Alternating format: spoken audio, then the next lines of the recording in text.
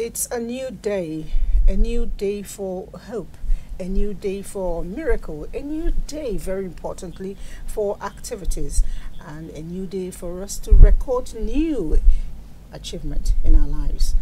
And I'd like to believe that the achievements we will be recording will all be on the positive. Yes, and that means that we have been working hard to ensure that we put the right records where it belongs. My name is Elizabeth Amai, and the show is We Can Deal. Now, yesterday, indeed last week, we started talking about certain natural disaster, that is the flood. It is ravaging people, it is destroying lives, it is destroying property.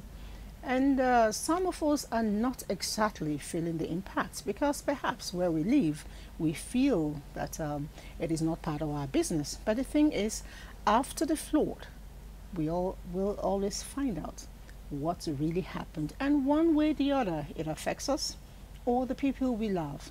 I always say I live in Abuja. Parts of Abuja are flooded, but then very importantly, on daily basis, I keep buying black market. I keep queuing up without achieving fuel. At the end of the day, it is still part of a problem because Lokoja Road is barricaded by flood, and we here get to suffer it. Like I said, we'll be looking at after the flood. It is a big deal for us. Emergency management is something we all started learning as early as possible in life. You know, we started with the informal way with our parents, you know, trying to make us more proactive.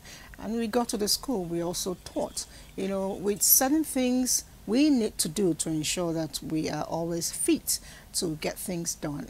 And as we grow older, we should actually be implementing that. But somehow, somewhere, we lost certain things. We became very careless, and rather than managing emergencies are somewhat either managing us or consuming us, which is why we have a lot of flooding, you know, going around the world. Lokoja flood is one that will always tell the story for a long time to come. Its effect is still with us even as we speak. But then, after the flood, what happens? Let's see after this backgrounder. Severe floods in Nigeria since September have caused the deaths of over 600 people and displaced 1.3 million from their homes in the most devastating episode of seasonal floods Nigeria has seen in a decade. More than 200,000 houses and 266,000 acres of farmland have been completely or partially damaged, and communities have been submerged underwater, crippling economic activity for many small traders and farmers. The scale of this disaster is largely as a result of poor urban planning and a failure to prepare early for these inevitable natural occurrences. In the absence of adequate prevention, Nigeria succumbs to the damage of these floods, resulting to the disbursement of relief items as its main response. Presently, the emergency response has been reported as inadequate, failing to match the number of displaced individuals. How can Nigeria mitigate this unprecedented level of destruction and displacement and improve the emergency response system before the next flood? As early as 15 February, the Nigerian Meteorological Agency released the 2022 seasonal climate forecast that warned of heavier rainfalls and floods than experienced in 2012. This was followed by an advisory from the Nigeria Hydrological Survey Agency on the annual flood outlook. Other appropriate federal agencies advised states in the country to take charge. That was as far as the proactive measures went. In addition to state governments failing to prepare early for seasonal floods, poor environmental practices, and unplanned infrastructure as some root causes. While Nigerian officials say this year's flooding was caused by overflowing rivers, rainfalls that have long stretched beyond the usual season, and more historically the release of excess water from Cameroon's Lagdo Dam. Nigeria does not have a buffer dam to prevent this flow, though this need has existed since 1982 when the Lagdo Dam was completed. One of the measures that could strengthen the preparation would be strategic urban planning and development of flood prevention infrastructure.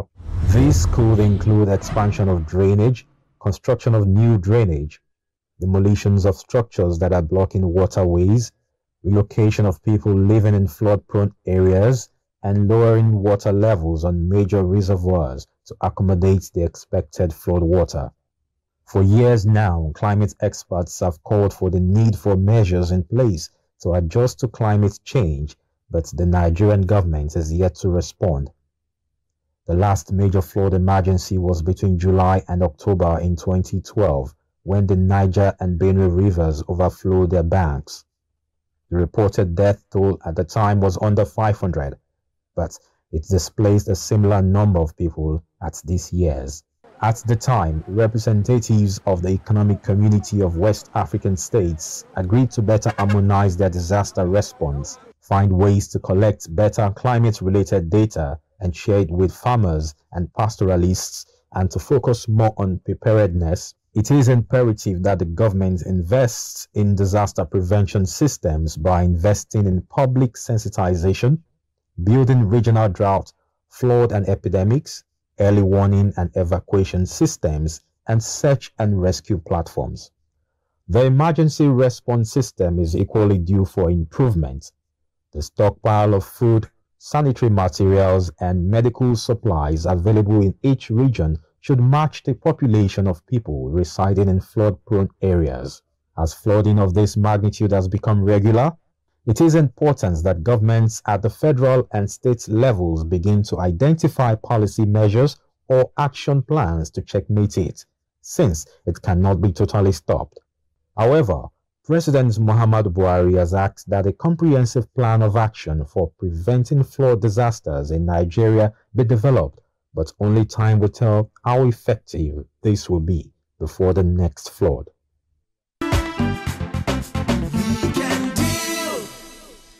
We Can Deal today will be taking a great look at what we will be doing after the flood to ensure that it doesn't happen again.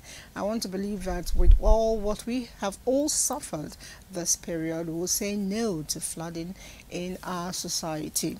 And the keywords, if you know them, it will actually help you. It's preparedness, mitigation, response, and recovery, and the fifth one. It's for you to tell me because I don't think I remember.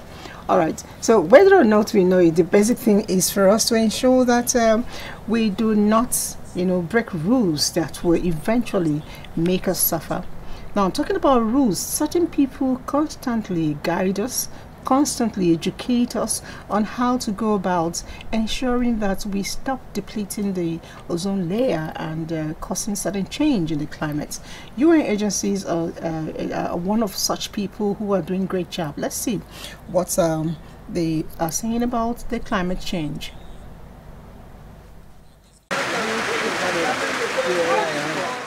When floodwater begin to recede, the damage left behind is usually that of destruction, with images such as houses, commercial structures and homes swamped in the water. So also is the disruption of movement of people and goods. However, the damage that cannot be seen might be just as dangerous or even more. Having this flood settled in that community for so many days, going into weeks, there is tendency of increased breeding of mosquitoes, which would definitely increase their risks of coming down with malaria, fever, more so different waterborne diseases, different creatures that this water carries, which are disease-borne creatures from the waters. Even the bites from rodents, bites from reptiles that have settled down as a result of the impact of the flooding. In most cases, flooded structures or homes usually end with both internal and external issues, which may include power or plumbing failures, cracked walls, to even building collapse, leaving victims as Mama Talatu with no choice, no option, no solution. I cannot stop thinking. I feel dejected. My husband is late. The flood has taken away our home, leaving me with nothing. My children cannot go to school. My granddaughter died in this flood. IDP camp is now our new home. Where would I go to after the flood? With my 7 children, there is no problem. I still believe in God. Like other extreme weather disasters, flooding involves a number of competing factors that may affect its frequency and intensity. Land use planning has been said to be one of the most surest ways to help mitigate flood damage potential in areas with flood risk. However, as important as this may sound, it is an issue that is mostly not talked about in the face of flood. When you talk about land use planning, it's a simple term. That is regulation of use of land through appropriate authority. I always tell people this. We are wrong through our attitude and approach to the use of lands. If you go through Lokoja, the state capital, where this happened, most of the traditional settlements were not affected. Why? In the ancient time, we are conscious of our use of space. We abuse the use of land, and that's why we are where we are today. This whole thing is not the water within Lokoja that affected Lokoja. It's not the water from Mina that affected Lokoja. It flows across regions. So, first thing we need to do, we need to start from the national level. We need to develop our National Planning Commission. We need to have a regional master plan. We need to come down, then bring it down to our various communities. We need a master plan. So the federal government needs to set up. Let's have a fiscal planning commission. Let's have a development plan that crosses across all these regions. If not, my sister, there is no solution. Recovering from a flood experience definitely requires extreme care, supports, resources to meaningful intervention from the government, non-governmental organizations, and public-spirited individuals to help victims adapt and mitigate the ugly situation. In 2012, after the coalition and what have you, getting the data and statistics, the government then tries to put up what is called a flood estate, where a room, self-contained, 2-bedroom were built for victims. In the same way, when His Excellency Alhaji Yahya Bello was going around, he equally reiterated the fact that some of them will be relocated. And so that's what the committee is working towards. Don't forget that this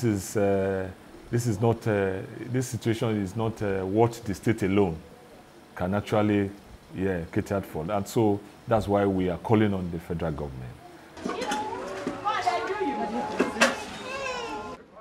For Mama Talatu, Amina, and other victims of flood that are presently at the Adonkolo IDP camp and other camps around the state, a safe and secured accommodation is all they need.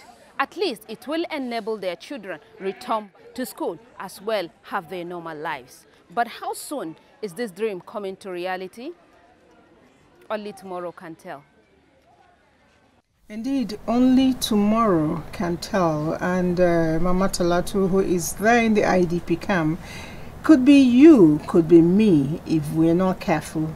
Our activities, if we don't put them to check, at the end of the day, it will reflect to what is happening. And who knows, it could just be you or me going into that camp. Climate change. That's a package put together by Tete Ayuba. Let's see it. The year 2022 so far has witnessed some extreme weather events. In several parts of the globe are dealing with heavy downpour and floods that have unfortunately killed thousands and displaced millions. Sad as it may be, this has been and will continue to be a natural occurrence as the world climate continues to change. There's an intricate relationship between climate change and the flooding that we are witnessing all over the world. And of course, direct impacts of climate change is not limited to flooding. It involves desertification, like we're seeing in the north, the wildfires you hear about, and all of that. But let's focus on the flooding. The relationship between climate change and flooding is surrounded with a lot of complexities. Now, climate change is caused by global warming. Global warming is caused by pollution. So you can actually point the finger to pollution as the immediate cause for climate change. Probably those affected could find some closure if they could understand further the world's climate and how it fluctuates from year to year. Over the years, the climate has changed. The rains don't come at the time they're supposed to come, and when the rains come, they come at an intensity that brings in a lot of water at the same time. But I must warn that that's not the only cause of the flooding that we are experiencing. Flooding is surrounded around a lot of complexities, all of them focused on man-made, because for you to have flooding, water normally has its own channels. So what happened to the channels that reduce their capacity to carry the water? That is one. Even though we mustn't lose sight of the fact that the water, also the quantity and the quantum of water is heavy, but there's something that has affected the capacity of the channels to carry the water through. For every cause, there is an effect, and for every effect, there is a solution. So what is Nigeria's position as regards to resolutions of climate change and compliance, especially from an individualistic point of view? There are global resolutions basically channeled towards reducing emission. In fact, last year, Nigeria revised their NDCs to include waste management. Again, waste is related to why the channels are flooded, So Nigeria is a signatory to the Paris Agreement. So Nigeria is fully there on board. And last year, November 18th, Nigeria signed into law the Nigerian Climate Change Bill into law. We have a climate change law right now. And we have a Nigerian Climate Change Council. So Nigeria is doing very well in terms of treaties and policies and well, I wouldn't know about compliance now. I'm talking about compliance not at the government level. I'm talking about the people. And that is the critical gap there. Is there awareness? Are the people fully aware? Are the people fully engaged in doing what they need to do to be able to decrease the negative impact of climate change? I don't think that is happening, because after this flood now, people will go back to business as usual. People will start dumping again in the waterways, and people will start forgetting that they need to recycle, they need to reuse, So the answer is to encourage the people to get involved in circular economy, circularity, where people see value in reusing their waste, so that that waste does not end up on the channels that will now exacerbate the impact of climate change, flooding, like I told you earlier on. The best we can do is to continue to research, to be able to predict and prepare ahead of time. to minimize damages and losses whenever the climate change occurs. We're going to Kano State. Yesterday we actually paid Kano State a visit. We're going there again today, precisely the quarry markets. Recently there was big time flooding, a lot of destructions happened therein, and economic values were devalued. Let's look at the economic loss of the flooding in quarry markets in Kano State. Rainy season, particularly in the northwestern part of Nigeria, has come and gone. However, the remnants of its devastating effect caused by flooding still remain, as most victims are still taking stock of what they have lost. Flash flooding that accompanied persistent heavy downpour at the middle of the season turned out to be more destructive than earlier predicted by the meteorological agencies in the country. There is an agency that you do to forecast whether the rain is going to be heavy or not, whether there's a windstorm, whether there is whatever. So people, when they are advised to clear their waste, or use a good material when you're building a house, and do not build on the waterways. Quarry Textile Market at the center of the city is one of the major markets in Kano that occupies a significant position, not only in the economy of Kano, but the nation at large. Quarry Textile Market is the largest textile market in West Africa. So it is of strategic importance to the commercial and business activities of Kano. It has traditionally, it has always been the center for the trading activities of textile-related products in Kano, and it has remained at that position for a number of years. It has attracted people from all over the world. As you can see, if you visit Quarry Market, you will see the presence of a large number of Lebanese businessmen, and more recently the influx of Chinese businessmen. This market is one of the most badly affected by this year's flood, and traders in the market are yet to recover from the shock of their losses. The governor was even there, and he gave some orders as to where some buildings on the waterways will have to be demolished. So all this has taken, of course, a number of days, and it has affected business, and it has reduced the level of business that is going on in the market. And of course, the news also has caused a lot of panic. People that used to come from far and wide have waited to see whether it will affect their own business. So it has caused a reduction in the number of business activities in the market, because they too, the traders, are trying to take stock and they are trying to take preventive measures.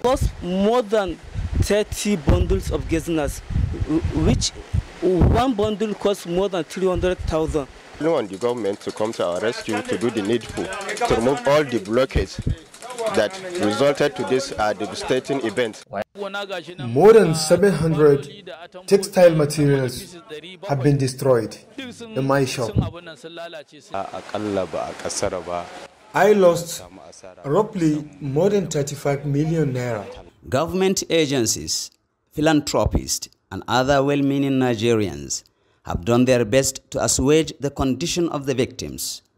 But far beyond that, a lot needs to be done to prevent future occurrence. Yeah, as you know, as I have been saying, all the disaster is local. Definitely it happens within a community, within a state. So what we are doing, we are trying to complement the efforts of the state and local governments.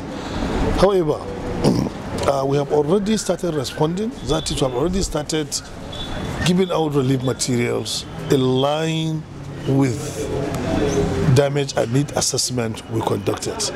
Although badly affected by the flood, on visiting the market, normal busy transaction has resumed, and one cannot but appreciate the resilience of the traders of Quarry Market. You have seen a bit of what happened in Kano, and if I tell you that the loss is not going to affect you and I at the end of the day, that will be a lie, because one problem the other side translates to more problem even other sides. One way or the other, the market in Kano affects you and I, because products come in there and we also take products down to the place if it's not well checked. And I keep saying, checking it is your problem as much as my problem. It is our responsibility together. Let's go to Benin and get to find out. I was in Benin some time ago and I noticed something. With the smallest of the rain, the roads were really flooded, and I tried to ask questions. It is the drainage system. I don't know if it's rightened, but I noticed that almost all the roads you drive on top of water. It wasn't very high, but then it was there. Your shoes got soaked. Let's go to NTA Benin and get to find out their story on flooding. The rains are here again, and it has been observed that in the recent past, some parts of the country, especially those in the riverine areas, are usually flooded during this time of the year.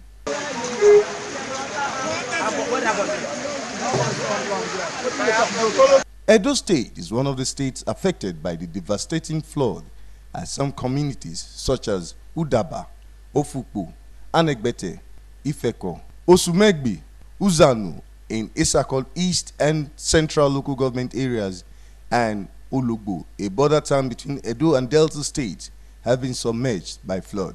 If it rains, you cannot enter this area you are seeing now. Here, this is the express. But all here is being drained right from everywhere. Every rainy season, we have a very high flood here in this our community. You know the river did near us. If we flood now, naturally they enter inside the ground, they come out. For inside the house. Farmlands, livestock, schools, places of worship, markets, and buildings in these communities have been destroyed. They carry our farm, our rice farm, cassava, and groundnut. They carry our houses. Not be every year the water they come. Last year not come. This year it come. We not prepare at all. We just see the water come. Every crops in this community has been carried away by flood. My people don't have food to feed them. Neither their clothes. Most of their houses have been submerged. The whole community need the federal government to assist us, both state and federal.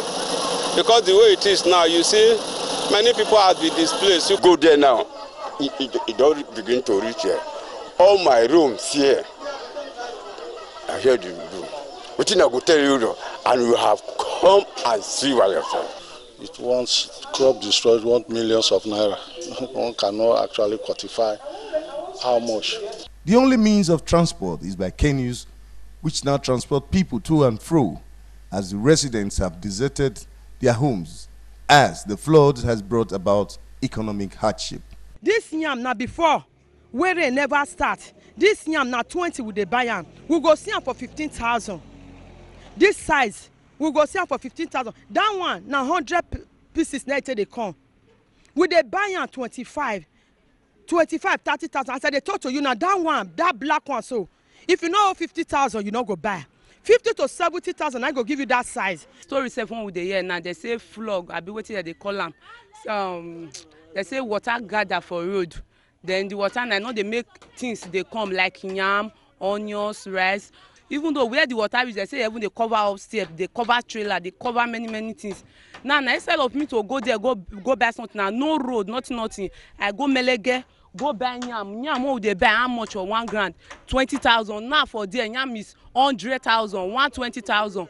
We don't know how we said the yam too cost. Since 2012, when they first experienced the disaster, some residents have refused to relocate despite several warnings, and an IDP camp provided for them. The IDP camp is here, is built for bush, and that place is a place where there is no marketing. And you cannot expect somebody to go there and stay like that. No food, nothing. And with the small one you have at home, if we left it behind, then we begin to damage here and go there to stay idle and nothing to eat. I cannot run away from the community, because if I run away from the community, what about the security aspect of it? Because I am to protect life and property. Because of that, I doesn't have interest on IDP cap. Which the Commissioner for Environment had this to say in an earlier interview. before in rainy season, we make sure we carry out enumeration of all those drains that have been seated up, and then we carry out what we call desiccation. And some places also build in moat areas where water is supposed to channel and water is supposed to be flow. Moats that have been provided to take care of flood, people sand fill it and build on it. We know it's not man-made. Only God has the final say. So whatever is happening, we leave everything into God's hands. It is hoped that if all hands are put on deck, the flood disaster can be properly managed. All right, we're still looking at the aftermath of flooding in the country and indeed globally. And I have a guest who just joined me today to speak on this. And we particularly will be looking at it from the health angle. He is the Acting Executive Secretary, FCT Primary Health Care Board. And his name is Dr. Isa Yahaya Vatsa. It's nice having you in the studio. Thank you. Good morning, Nigerians. All right, I was trying to find out something from you behind camera, but we didn't get to open up that chat properly. Maybe I'll just let it be for the consumption of the viewer as well. FCT in the past had incidents of flooding, and today, this year, have we recorded any death? No.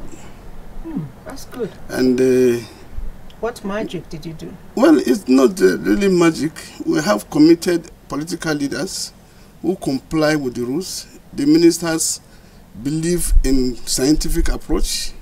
They listen to advice. And of course, all buildings on the waterways were cleared and they'll see demolishing more to ensure that residents of FCT are safe from any flood-related issues, because people need to be safe. So FCT is actually a good example that people should just come to learn from, to see how they can prevent more devastation of flood in Nigeria. Okay, the respondent from Benin said something that got me thinking. She said last year they didn't have flood, and I also know that 2 years ago they didn't have flood. This year they had flood, and they had it big time. And she added that because of the respite they've had in a couple of years back, that they were not at all prepared for what they had this year. And it still goes back to those action words of emergency management, which is preparedness and of course being able to mitigate. Now this year we have recorded 0 death. Yeah. What is our preparedness for next year? To sustain the tempo. Oh wow. And ensure that what is being done and even best practices globally is also introduced into FCT. The good thing about FCT, there is a structure in place, and if you work or live in FCT, all it takes is to also listen to the media to understand the massive awareness campaign that is being done by the relevant agencies, specifically FCT Emergency Agency that is doing that. The FCT administration has given you that mandate to do that. And that if you are living on the waterways, you know you are living in a temporary house. Once the system detects it, they will clear that house. Once the system doesn't even detect you, the water might detect you. The water will also detect it, but the water in FCT, we don't want to see any death related to flood and even other related disasters. So, and of course, they have people in all the zones of FCT that look at flood-prone areas. If they see a structure or you are doing any activities along, not even a structure, if you are a mechanic, for example, you are working or your shop is located along flood-prone areas, you have to be cleared, because it is not just about you, it's also about the properties of residents of FCT. There are some other related medical challenges that also come with it. After effect of flood, most of the time people want to go back to their original settlement. And those buildings they are going to use as their inhabitants are already weakened by the flood. Sometimes in the process of repositioning the house, the building can just collapse because it's already weak. So you notice even your clip that was shown before I came in. Houses, you can only just imagine this is a house by seeing the roof. You're not seeing the lower part of the house. That building is soaked inside water. Even if it's a concrete block, there must be some integrity test that should be done before somebody will say you want to go back into that building. So these are some of those consequences that people see. You know, the more you talk, the more I go like, there's so much into this that we really don't need to have it happen. So all of us we should sit up, you know, play our A games to ensure that we don't even have the flood in the first place. They say prevention is better than cure. I'm still with the doctor in the house, but right about now I pay bills, and when we come back more will unfold. Don't go away.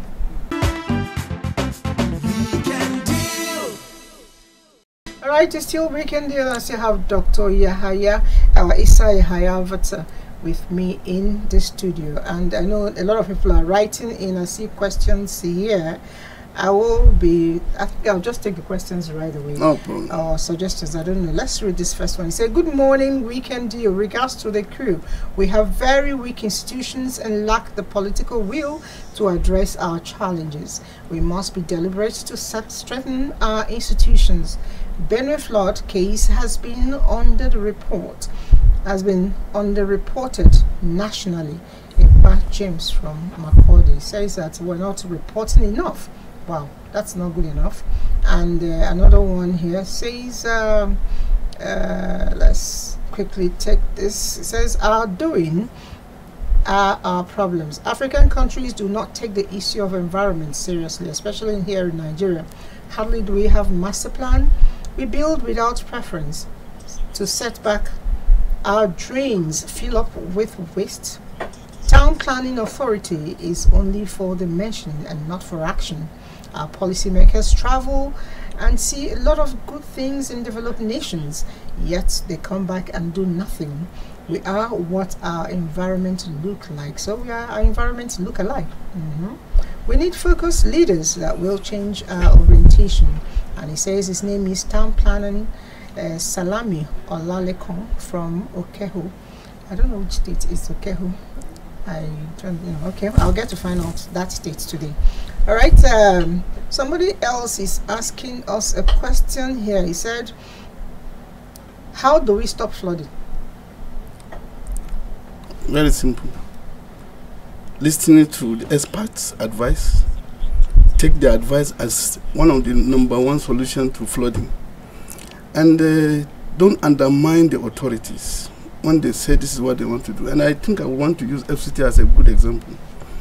The authority have the right to make the life of the residents of wherever they live safe.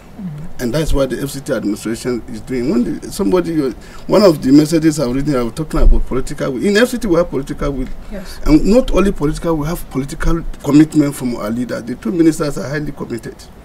And that is why we are witnessing what we are witnessing this year. We had flood last year that did a lot of devastations. Today, we are celebrating flood-free environment in FCT because there is political will, political commitment. I always describe our minister as a silent achiever. Sometimes you don't need to make noise. Just follow the rules. Make sure the scientific evidence before you is utilized to the letter. So this is the best way to stop flooding. But at the same time, in case there is flood in your environment, there are certain precautions you need to take. One of the first things is avoid moving around carelessly. I noticed that some people are just moving out of the environment, moving inside water because they have mastered the route. And it's very important, wherever you live, not because of flood, master the route, exit route in case of emergency, while you can move out of that environment. So most of the time, if you don't master the environment, you may even bring yourself into a situation where you get drowned. You must have mastered the route. But that notwithstanding, you should not even wait and your environment get flooded before you move out of this. Once you notice that it has started raining, and you have a warning sign that you are living within the bank of a river, or you are living along the flood-prone route, water will come and clear you. So it's better you leave the environment before water clear you and your properties. Okay. That's 2. Number 3, when there is flood, there are certain precautions you take. One of them, just avoid drinking the flooded water. So make sure you have access to quality, good water, potable water. And what do you do? The authority in those states where we have flood should have provided them with some measures. For example, chlorine tablets to disinfect the water. If you don't have access to chlorine, boil your water to a temperature that you cannot even bath with. Wow. It should be very hot, then allow it to cool. It will have killed virtually all the bacteria and other related contaminants in the water. Okay. What do you also do again? Avoid collection of water in your. In fact, there are certain things that even some of the items you have, don't never use them again after flood. For example, your pillow, mattresses, some other format that you cannot wash completely. Don't use them again because you'll be living with bacteria that can infect you periodically. What are the other things you also? There's many things you need to do when there is flood. We've mentioned some of them earlier, like personal hygiene, environmental sanitation, and when you are coming back to your house, original settlement, if it is possible, you may need to demolish that building. Otherwise, yes, it's already a weak structure. Or you get an engineer to redesign it, to strengthen it. Otherwise, you might be sleeping in a death trap. You might just wake up one morning and that's if you woke up alive. The building collapsing. Maybe some animals may have even taken some exactly, part of exactly. There is also cases of snake bite and other reptiles being in that environment because of the flood. So there are many things people need to know. And I think I hope people will not think I'm talking so much about it because we have seen it in FCT. Yes.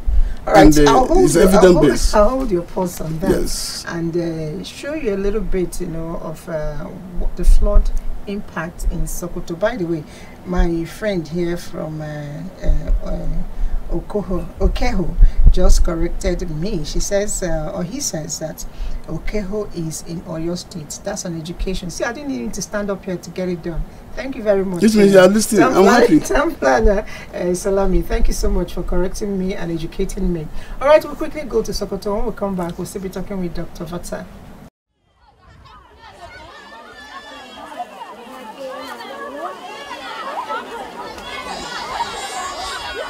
This is Ramen Kura, internally displaced camp in Sokoto, accommodating over 400 persons.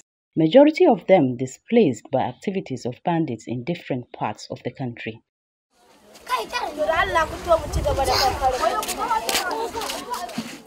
But Aisha's ordeal is different.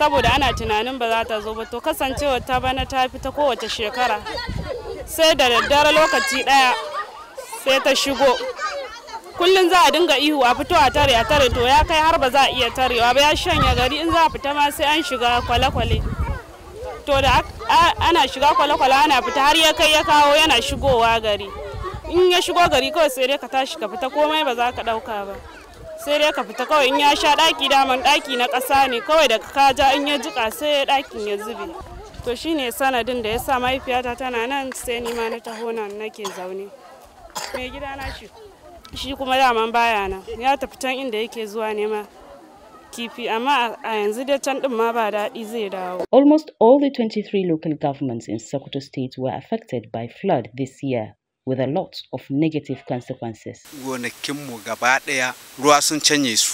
Don kadiba ga nan kana gani ko ina ruwan sun canye gonakin. Hanyar ta tushe saboda ruwa sun cika ta kuma muna da bukata a taimaka mana a gyara mana ta inda hali. Flood disaster is a seasonal occurrence that experience has over the years make people abide by early warning signals so that negative impacts are minimized. Based on the NASA report we received this 2022, we have higher risk area, probably higher risk area, we have lower probably risk area. What we usually do based on the risk areas, we did sensitization programs through the whole 23 local government, including the risk area, sponsored by the state government. And we have some flood warning and the monitoring registers that we have shared to some of the local governments, flood-prone areas, so that to be monitoring flood situation in the local government. Despite measures taken to avert the effects of flood for many displaced persons like Aisha and her children, life in the camp has not been easy.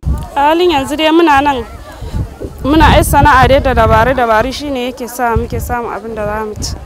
Muna fita bara wani sa'in a samu abin da za a ci shine muka ga ana yi a gidan mu. Of course, hope is not lost at the camp. Humanitarian services are provided to help Aisha and other IDPs cope with the predicament. We normally carry out the key informant interview so that we identify the protection concern of this most of the IDPs present in this in the camp. The children may miss their schools at home, but another form of education to enjoy at the camp.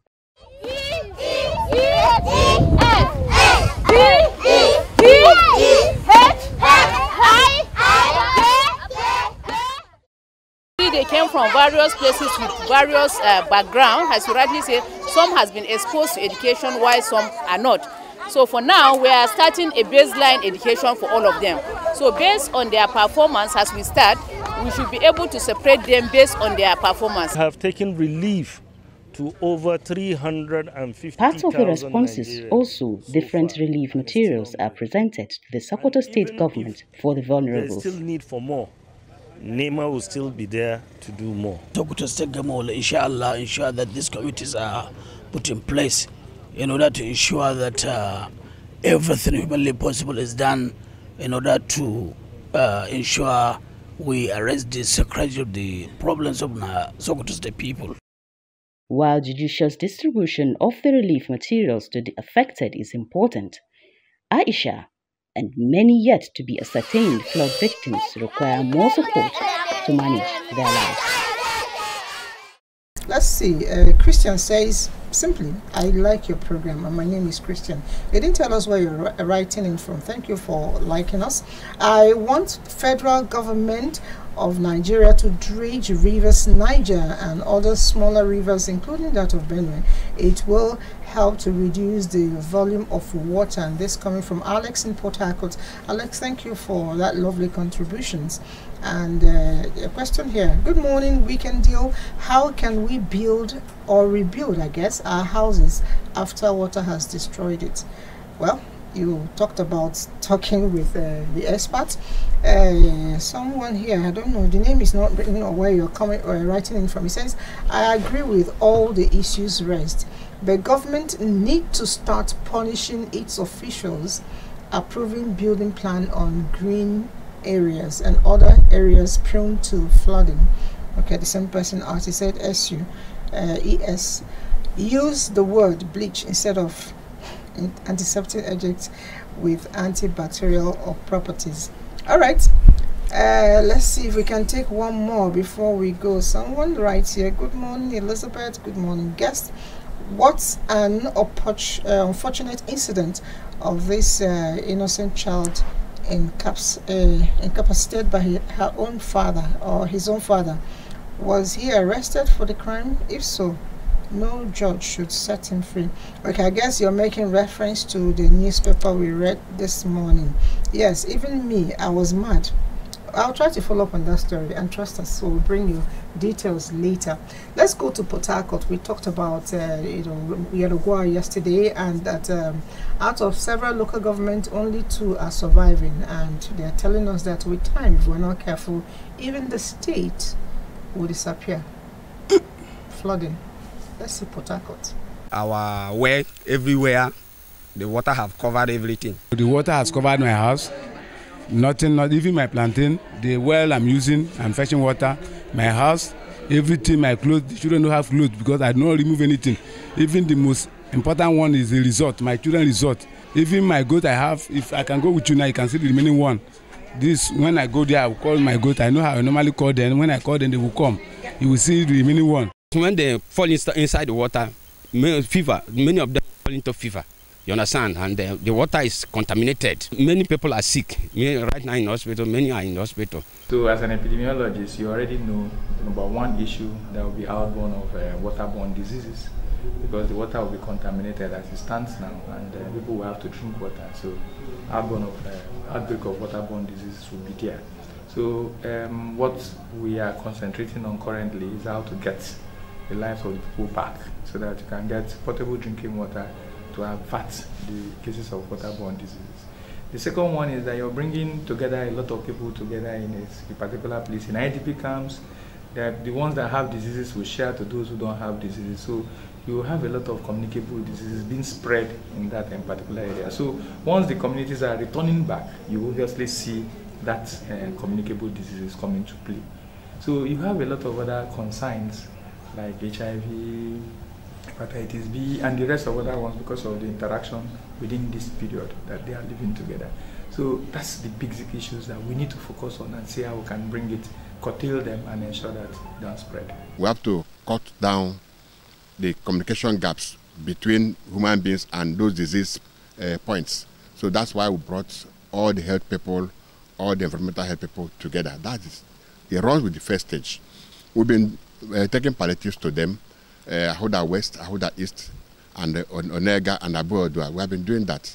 Supplies are getting larger. By the time the floods will recede, we know that the homes of these people have to be cleaned. So the cleaning of that is the next stage that we follow. We clean the homes, disinfect the environment, fumigate the environments for the people to go back. We also have some get back to business palliatives that we're going to give. As we speak now, in all the IDP camps, we have doctors working there. We have environmental health officers working there. In all the places, we created a situation room, a kind of WhatsApp forum, where in every camp where we have IDP persons, people are in that situation room. Our health officers are in that forum to give us an up-to-date information of what is happening in every IDP camp, and it's working for us. We have been doing it professionally. State government has already made adequate provisions for each of these stages, approved funds, and also released those funds for us. All those chemicals, all those hydrocarbon materials that have been washed into the environment, I know that they will be. So in that case, I think that part of our post-impact activity will be to make sure we remediate at least where the people are living. We'll do a lot of things in those stations. I see the water current is really heavy. And I'm wondering how I'm going to be able to swim. That is the flood that they call flash flood. Very heavy. It's heavy. I can't even do ordinary swimming pool. With that one, you're laughing at me, sir? No. Okay. Even if you can swim against the current, it's very difficult. It's something that we should not pray for. Exactly. Now, for a long time, you've been talking about the health challenges, you know, bringing out the diseases that will come around. I need you to, look into my camera and advise Nigerians after the flood. What should we be doing? Any signal from relevant authorities should not be taken as a joke. Predictions from these agencies should not be seen as disturbance.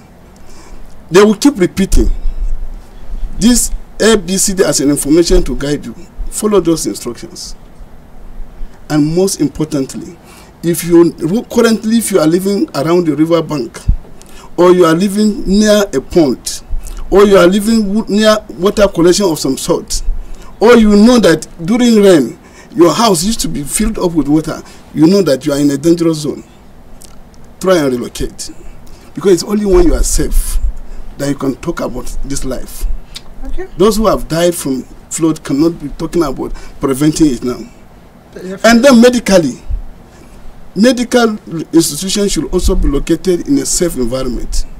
Sure. Yes. That means when you are building a health facility, you should also get approval that it is safe, that you can provide these services even if there is a flood in that environment. All right, so these are some of those things that people need to know. It's important. Yes. I hope that the rest. And finally, I pray for those who are affected, for God to continue to protect them. Amen. Those who are already in IDP camps, they should also behave themselves. That environment is also prone to diseases. When they give you support, or when they tell you what to do in that, even within that environment, because what actually took people there is because of lack of compliance with the rules. So while you are in IDP camp, there are also rules that guide you. So you must ensure indiscriminate disposal of waste in the IDP camp can also prone you to diseases.